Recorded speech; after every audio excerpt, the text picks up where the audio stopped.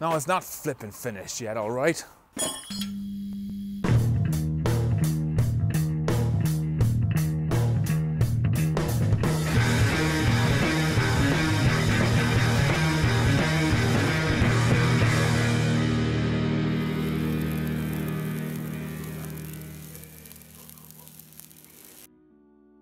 Oh, you knew it, did you? Well, let's have it. This is why I should never make targets, but I'm not really pissed off because look, it's primed. And it's like Indian summer today. I'm only wearing the hat to kill bad hair day, but this morning was crazy dewy and there was water beating off every surface. I left it uncovered overnight. I had no choice because the paint was wet. And to see that water running out of drain holes and beating off every surface is just psychologically incredible. Now the week didn't start out like that. It was more stormy and Baltic with a pissy weather front coming in from the west.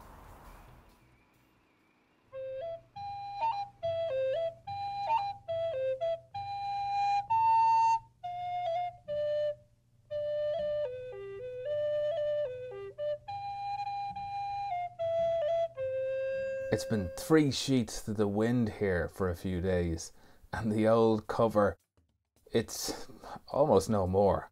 I can't hang around. The car has to become watertight, airtight, basically sealed from the elements in its own right and very soon.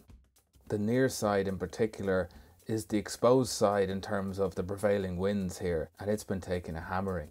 There's quite a bit of bare metal, certainly on the inner rear wheel arch, and that's exactly where that big hole in the cover is. But it's not like it's the only tear. So first order of business, the near side underfloor that we tackled on the offside the last time. Here's that rail, and you can see why it's a rust trap. It's actually hard to tell here, but it's castellated. It has flange sections in it all the way along, presumably for strengthening. So the first thing was to get the brake line and the wiring loom out of the way, and then I started stripping it back, and I did the same thing as on the other side. First I cut the flange off to see if we'd get away with that, but oh dear, we've got some holes and plenty more places where the metal is very thin. And I've become very decisive over the past couple of years working on this car.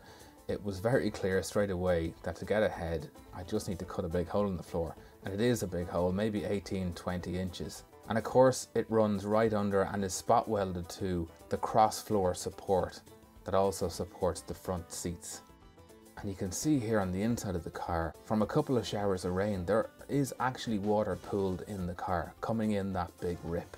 Back to the old grind, this is nothing new. A template and a bit of cutting later, we have a piece of metal to let into this hole in the floor and seal it up. Just making that decision quickly was all the energy I needed to tackle it, and tackle it quickly.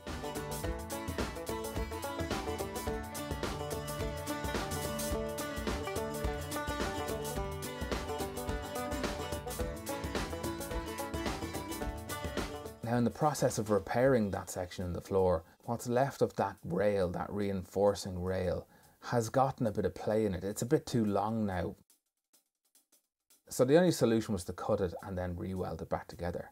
And then I could just tack what was left directly to the new piece of floor. Now while I was down there, I have reinforced the floor where it meets the new sills with new welds all the way back. So in essence the floor is double welded. It's welded on the top side and underneath. Now I'm running down the near side because the last few jobs before we can paint are all down this side. I'd forgotten to put in the captive bolt that holds the mud flap support on the near side, so that was next. And using the piece of the spare tyre well that I cut out, this is where the bolt goes. As a template, I knew exactly where to put it. Exactly the same as the other side, just drill a hole and weld in the bolt. Now we've made a bit of a mess of our nice 2 coats of primer, but them's the brakes, we'll fix it up. We can't very well put the rear quarter panels on until all of our exposed primer is overcoated with black.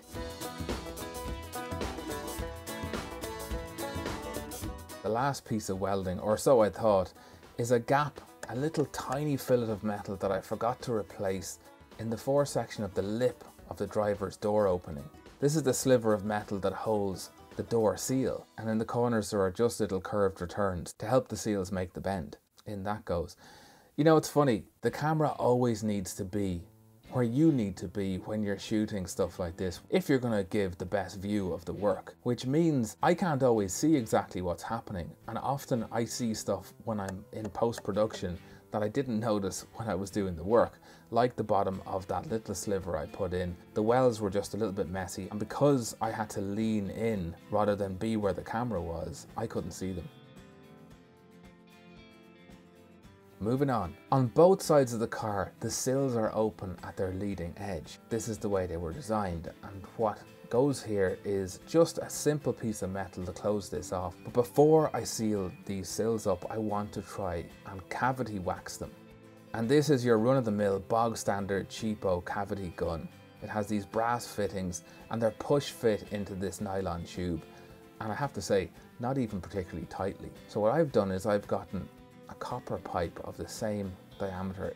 I just happen to have it, and it's about 6 foot long, and I've push fit these brass fittings into it and made a little stand for it exactly the width and height to the middle of the cavity in the sills, just so that I know that the lance will stay exactly down the middle of the sill as I spray the wax. I wasn't sure about the physics of this, whether the length of the lance would be too much even for a powerful compressor, but I have gone and bought a really small compressor. I mean, it's 25 litres or something. It was 100 quid. If it saves me from chasing the slowly deflating tyres on any of the vehicles that I have that don't work, it'll be worth it. But I thought, let's test this lance where I can see it first to see if it is going to work. So I set up a very unscientific rig, a couple of rags and a jam jar. Now the wax I'm using, it's a wax rather than some kind of an underseal, I think. I chose this one because when I shook the bottle, it's very fluid. It's just like water at room temperature. Now, I'll just play this and let you hear what was going on.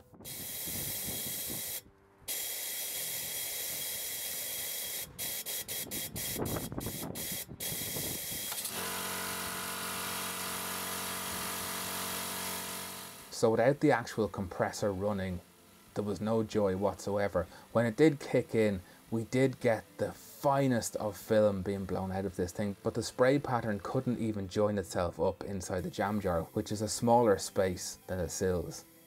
This compressor just isn't powerful enough, but the lance would work, and what I did was, to prove that, I put the standard lance back together and tried it too. And if anything, it wasn't even as effective as the makey-uppy one. So what's needed here is a much more powerful compressor, and I could have predicted that, but I wanted to give it a go. It would have been worth it if it had worked. Now I can't bring this car to somebody with a bigger compressor before sealing up these sills, and a bigger compressor isn't coming to me, so we're just going to get on with it. My little spacer block of wood was still in there, out that came, and as well as sealing up both sill ends, if you remember from way back, the underfloor supports we made up, these finish the very end of the sills, and actually I'm putting these in the wrong way round. They're flanged at 90 degrees all the way around, and by design they're supposed to go with the flanges facing out, but that creates a rust trap directly behind the wheels, and I decided I wasn't doing that. With all that done, I am finally, or so I thought, ready to paint the interior of the car. But while the welder was out, I decided to use a lamp and just run around every seam of welding that I've done and see if there were any pinholes anywhere. Just one or two. And I ended up reinforcing a lot more of the welds in this near side on the opposite side to where I'd welded them in the first place. Let's not leave anything to chance. And I spent quite a while examining and going back over all of the welds. And so the arduous task of prepping, wire brushing the whole interior of the car in preparation for paint.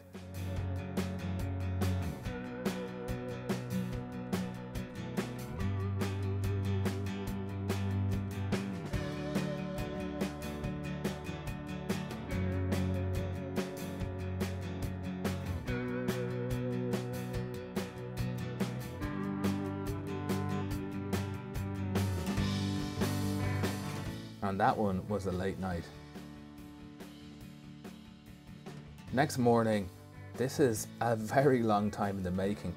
To see this floor, patchy as it is, but in one colour, well, that was worth just taking a minute to have a go up at. It needs another primer coat and then an overcoat, so there's plenty of work to do yet, but there you go. And we still have areas on the car that haven't even been primed, and that will be the next job, and that's coming up.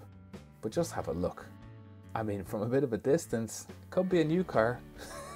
Just don't look too closely and keep a squint on. Now you probably noticed I wasn't particular about where I stopped going up the panel with this primer. On the second primer layer, or certainly on the overcoat, I will mask off so we get a nice crisp line. There's no need to really, none of this is going to be seen, but hey, we might as well do a nice job. And then we'll have a crisp finish to the paint job.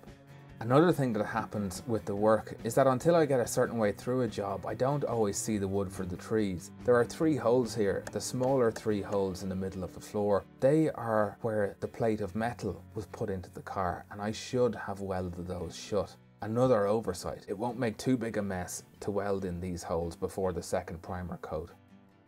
Okay, the last 2 sections that need to be primered are the outers of the sills. And as I pulled the near side one back and got to the bottom of the A-pillar, I found something that I'd forgotten about, which is where the metal was thin and I had been chasing it with the welder and then stopped because I knew it was pointless. So after drilling out a couple of spot welds, out that came.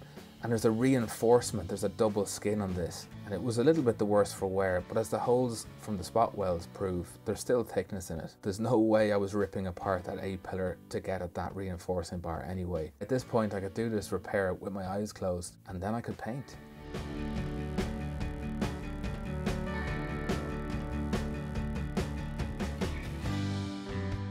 And look at this.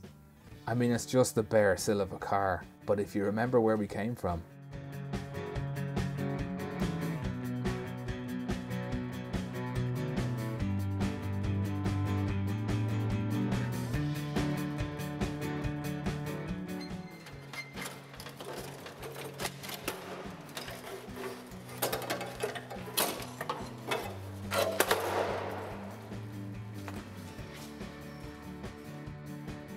this feels good. And that's where we are. Yeah, I completely failed to get anywhere close to where I wanted to be, and I'm reverting to say nothing about where we'll be next time. Hopefully, I'll be able to surprise you.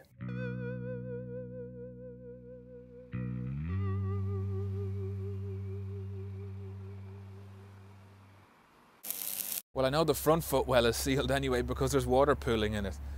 It might be a little bit brown, but that's because we've got some issues higher up in the bulkhead that have materialized while we've been repairing everything else. The next job that you will see on camera is a black overcoat going on to all of this. Then it is front carpets, front seats, rear quarter panels and doors.